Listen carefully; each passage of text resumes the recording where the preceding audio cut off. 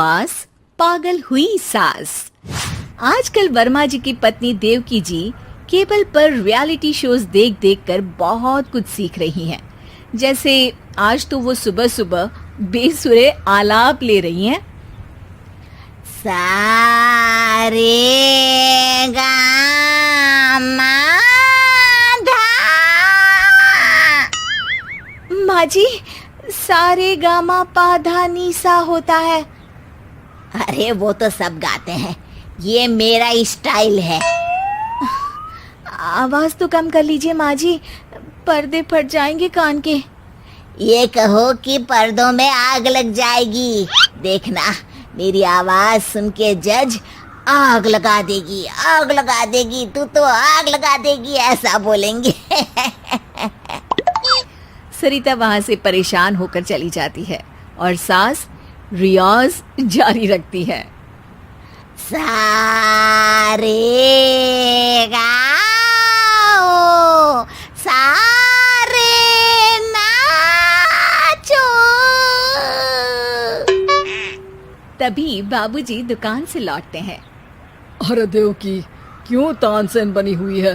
कान से खून निकालोगी क्या? अरे क्या हुआ, रियाज तो करने दो मुझे। इसको रियाज बोलते हैं? ऐसा लग रहा है जैसे घोड़े हिना रहा है। घोड़े पे बैठ के ही बम्बई जाऊंगी मैं तो, जब जज साहब कहेंगे कि देवकी तुम मुंबई आ रही हो।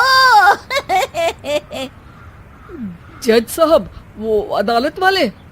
अरे नहीं नहीं, बड़े लोग हैं, आप नहीं जानते हैं। ओ मैं तो छोड़ चली अपना ये देश, बम्बई मुझे प्यारा लगे। गाना गाती हुई देवकी चली जाती है और बाबूजी अपनी सरफिरी पत्नी के इस संगीत प्रेम की चर्चा करने बहू के पास चले जाते हैं। अरे सरिता बेटा, सुनो तो, ये तेरी सास को क्या हुआ है बेटा? सुबह तो अच्छा भला छोड़कर गया था इसे। सिंगर बनेगी अब वो। सिंगिंग रियलिटी शो में जाने की सुबह से तैयारियां चल रही हैं इनकी। हाँ, अब तो कोयल के सुर मेंढक छेड़ेगा। हे भगवान, सद्बुद्धि दो इसे। इधर बाबूजी भगवान को कहते हैं और उधर राधा रानी प्रकट हो जाती है, देवकी की मोहल्ले की सबसे पक्की दोस्त। क्यों री देवकी, काहे इतना गला फाड़ रही है? कोई चीखने चिल्लाने का कंपटीशन है क्या? अरे ये देख, नया सिंगिंग शो, मैं भी गाऊंगी, हिंदुस्तान के दिलों की धड़कन बनूंगी। अरे इतना बेसुरा गा के दिलों की धड़कन नहीं, दिलों का अटैक बन जाएगी। इससे तो अच्छा है कि नाच ही ले। वैसे भी दिन भर मोहल्ले में नाचती तो रहती है तू, कभी इसके घर कभी उसके घर। देवकी को समझ में आ जाता है कि उसका गाना किसी को पसंद नहीं आ रहा। अगले दिन सरिता देखती है कि सास पैरों में घुंघरू बांध के नाच रही है। अरे माँ जी, क्या मंजुलिका बनी हुई है आज आप? अरे नाचने दे बहू, जब तक है जान जाने जहां मैं नाचूंगी। अरे माँ जी, अभी जान निकल जाएगी इतनी जोर से नाचेंगी तो। अरे अरे, क्या कर रही हो? अरे दिख नहीं रहा, डांस कर रही हूँ। अरे जैसी तुम्हारी हरकत है, तुमको तो नागिन डांस करना चाहिए। वो भी करूंगी, भांगड़ा भी करूंगी, देखना जज मुझे देख के स्टैंडिंग ओवेशन देंगे। हाँ, स्टैंडिंग ओवेशन तो देंगे ही, ताकि खड़े होकर वहां से भाग सके तुम्हारा डांस देखकर। अरे कुछ ढंग की चीज करो, ये रोज क्या नया शुरू कर देती हो? सास को लगता है कि उसका डांस का सीन भी बिगड़ गया। अब वो टीवी देख के कोई और कलाकारी ढूंढने लगती है। तभी उसे टीवी पर खतरों के खतरनाक खिलाड़ी शो दिखता है, जिसमें लोग अलग अलग स्टंट करते हैं। बस देवकी को नया काम मिल जाता है। अगले दिन सुबह देवकी डंबल लेकर कसरत करने लगती है। माँ जी, ये क्या कर रहे हैं आप?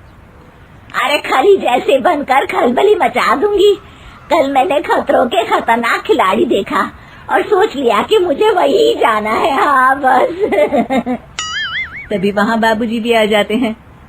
अरे इतना भारी डंबल, अरे गिर मत जाना कहीं लेकर। अरे चुप करो, तुमसे कुछ नहीं होता इसका मतलब ऐसा नहीं कि मुझसे भी कुछ नहीं होगा। मैं तो खतरों के खतरनाक खिलाड़ी में जाने वाली हूँ। हाँ, मैं तो इस शो में तभी गया था जब तुमसे शादी हुई थी। तुमसे शादी करना भी खतरों के खतरनाक खिलाड़ी में जाने से कम थोड़ी ना। अब चुप भी रहिए। अरे बहू, वो भारी वाला डंबल उठा कर ला तो। अरे ना माँ जी, आप संभाल नहीं पाओगी। अरे मैंने टीवी में देखा था, एक आदमी कार उठा लेता है, इतना तो मैं उठा ही सकती हूँ ना।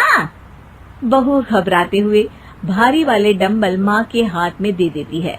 जैसे ही माँ दोनों हाथ ऊपर करती है, पूरे शरीर का बैलेंस बिगड़ जाता है और वो पीछे की तरफ गिर जाती है।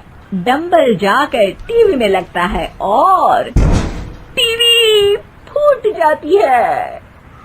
माँ जी, उठिए माँ जी। बाबूजी बहुत तेज हंसने लगते हैं। बाबा बाबा, टीवी और बीवी दो टेंशन थे मेरे, आज एक कम हो ही गया। बहू भी सास को उठाते उठाते इस बात पर ताली बजाकर हंसने लगती है और देवकी फिर से गिर जाती है। और इस बार देवकी भी अपनी बेवकूफी पे हंसी रोक नहीं पाती।